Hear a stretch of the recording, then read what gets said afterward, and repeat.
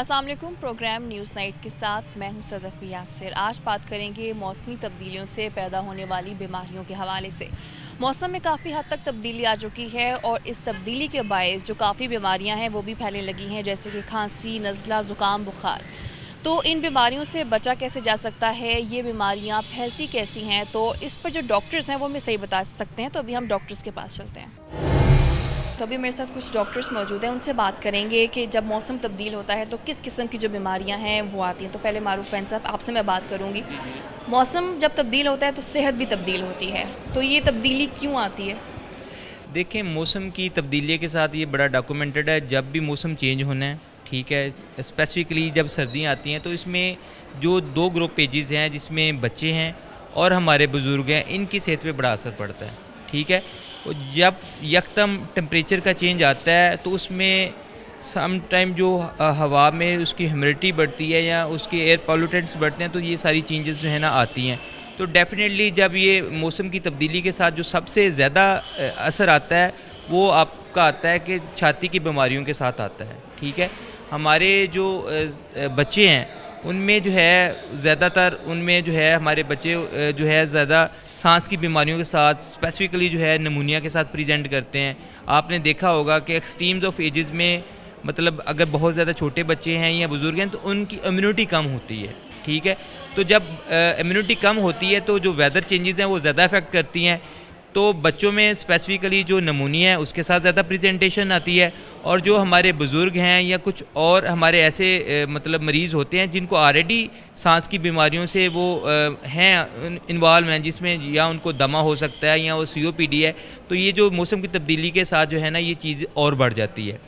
तो इसके लिए मतलब ये तो हैं उनका क्या क्या असर। इसके साथ साथ जो आपने देखा कि मौसम की तब्दीलियों के साथ जैसा कि आजकल स्मोक का भी आ गया है। ठीक है, स्मोक बेसिकली क्या है कि स्मोक एक हिसाब की जो है आम ज़बान में अगर हम कहें तो एयर पोल्यूशन है, और इसके अगर स्पेसिफिक टर्म बोल लें तो इसमें एक ओजोन लेवल बढ़ जाता है जो कि आपके जो फेफड़े हैं या फेफड़े सांस वाली नालियाँ उनको डैमेज करता है। उनको डैमेज करने के साथ साथ ये आपकी स्किन पे भी असर करता है, आपकी आंखों पे भी असर करता है।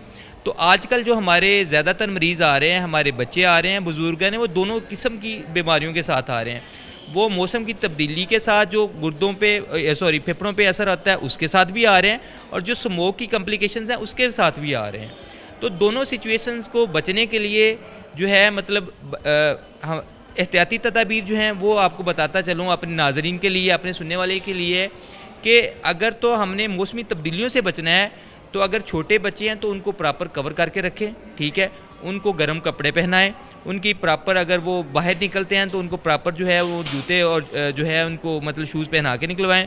और इसी तरह हमारे बुज़ुर्ग हैं वो भी गर्म कपड़ों का, चादर का, जर्सी का या स्वेटर का बाकायदा इस्तेमाल करें।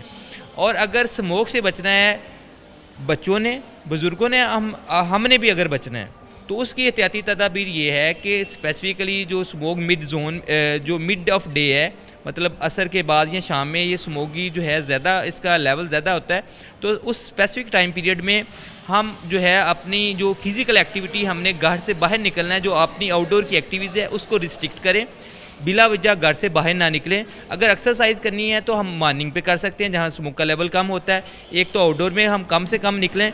अगर हमने निकलना पड़ता है तो हम जो है अपना फेस मास्क इस्तेमाल करें ताकि जो एयर पोल्यूशन है वो हमारे नाक के ज़रिए हमारी सांस वाली नालियों में ना जाए, ये काम करें।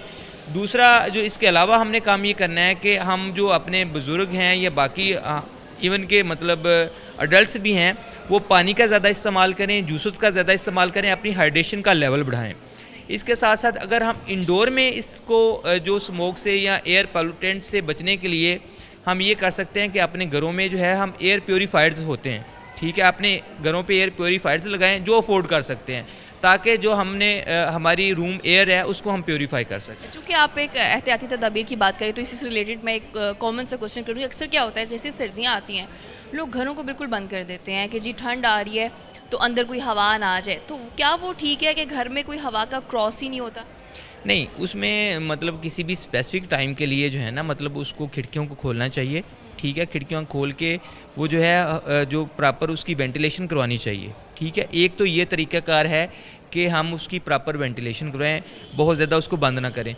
दूसरा मैंने जो आपको बताया कि जो हमारे एयर प्योरीफायर्स होते हैं ना, स्पेसिफिक टाइप के एयर प्योरीफायर्स मिलते हैं, वो हम लगाएं, ठीक है। उससे जो है फ्रेश एयर यानी कि बनती है। उसको अगर हम एयर इनसाइड अगर इंडोर है तो एयर प्योरीफायर लगाएंगे, उससे फ्रेश एयर जो है मतलब हमें मिलेगी। और तीसरा स्मोक की अगर स्पेसिफिकली हम बात करें तो घरों में एक जो जैसे लाइट बल्ब्स होते हैं ना, इसकी जगह एक फ्लोरेसेंट लाइट मिलती है, ठीक है। फ्लोरेसेंट लाइट जो होती है स्मोक में, जैसे कार्बन डाइऑक्साइड है जो एक आपको इरिटेशन काज करती है फेफड़ों की, आपकी आँखों की, तो जो फ्लोरेसेंट लाइट है वो उस कार्बन डाइऑक्साइड को कंज्यूम करती है। तो वो जितना कंज्यूम करती है, हमारी जो एयर है इनसाइड इंडोर की वो फ्रेश एयर है, तो हम इससे यानी कि बचने के लिए लाइट बल्ब्स के लिए फ्लोरेसेंट लाइट का भी इस्तेमाल कर सकते हैं। बिल्कुल, ये तो एहतियात करनी चाहिए। तो डॉक्टर साहब ने हमें बताया कि क्या